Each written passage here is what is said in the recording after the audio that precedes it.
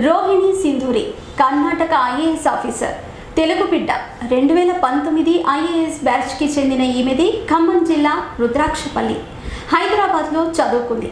కర్ణాటకలో ఐఏఎస్గా పనిచేస్తున్న ఈమె గురించి గూగుల్లో టైప్ చేస్తే మీకు ఎక్కువగా కనిపించేది ఆమె బదిలీల వార్తలే. దీన్ని బట్టి ఆమె నిజాయితీ ఏంటో అర్థం చేసుకోవచ్చు. హసన్ జిల్లా కలెక్టర్గా పనిచేస్తున్నప్పుడు ట్రాన్స్ఫర్ అయింది. అయితే ఎన్నికల కమిషన్, హైకోర్టు జోక్యంతో ఆగిపోయింది. ఆ తర్వాత ప్రభుత్వాలు మారటంతో ఆమెను కార్మిక శాఖకు మార్చారు. అక్కడ ఆమె నిజాయితీయే ఇప్పుడు మరోసారి బదిలీ చేసింది. లేడీ సింగంగా పేరున్న సింధూరి మరోసారి రాజకీయ ఒత్తిళ్లకు లొంగలేదు. దీంతో ఆమెను ప్రాధాన్యత లేని శాఖకు బదిలీ చేశారు. 10 ఏళ్లలో ఇది 4వసారి ఆమె రాజకీయ ఒత్తిళ్ల వల్ల బదిలీ కావటం. ప్రస్తుతం ఆమెను సేరీ కల్చరల్ శాఖకి బదిలీ చేశారు. అసలు ఏం జరిగిందంటే, సింధూరి ప్రస్తుతం కార్మిక శాఖలో ఉన్నారు. ఈ శాఖను ముఖ్యమంత్రి యడ్యూరప్ప చూస్తున్నారు.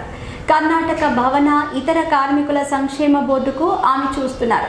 ఈ బోర్డు కింద ఉన్న కార్పస్ ఫండ్లో 1000 కోట్లను వరద బాధితుల సహాయ చర్యలకు మళ్లించేందుకు సింధూరి ఒప్పుకోలేదు.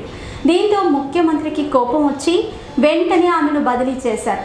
కార్మికుల సంక్షేమ నిధి కింద దాదాపు 8,000 కోట్లున్నాయి. వీటిలో 3,000 కోట్లను ఇప్పటికే ఇతర సహాయ చర్యలకు వాడారు. వరద ప్రభావిత ప్రాంతాల్లో ఫుడ్ ప్యాకెట్లు, ఫర్నిచర్, సహాయ శిబిరాల్లో లైటింగ్ ఏర్పాట్ల కోసం మరో 1000 కోట్లను మళ్లించాలని చూశారు.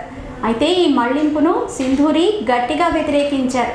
కార్మికుల సంక్షేమ నిధుల ఖర్చును సుప్రీంకోర్టు నిశితంగా పరిశీలిస్తుందని, ఎలా ఖర్చు చేయాలనే దానిపై కఠినమైన క్లియర్ కట్ మార్గదర్శకాలు ఉన్నాయని, వాటిని ఉల్లంఘించలేనని చెప్పింది.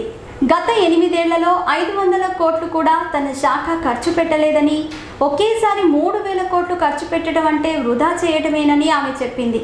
10,000 ఖర్చు చేసే కుటుంబానికి ఒక్కసారి ₹1,00,00,000 ఇస్తే వృధా ఖర్చు చేస్తారని ఆమె గుర్తు చేశారు. ఆమె సమాధానంతో చిర్రెత్తిపోయిన ముఖ్యమంత్రి మీటింగ్లోనే ఆమెను బదిలీ చేస్తున్నట్టు ప్రకటించారట. మేము చేసే వీడియోస్ మీ మొబైల్కి నోటిఫికేషన్గా రావాలంటే మా ఛానల్ని సబ్స్క్రైబ్ చేసుకుని పక్కనే ఉన్న బెల్ ఐకాన్ని యాక్టివేట్ చేసుకోండి.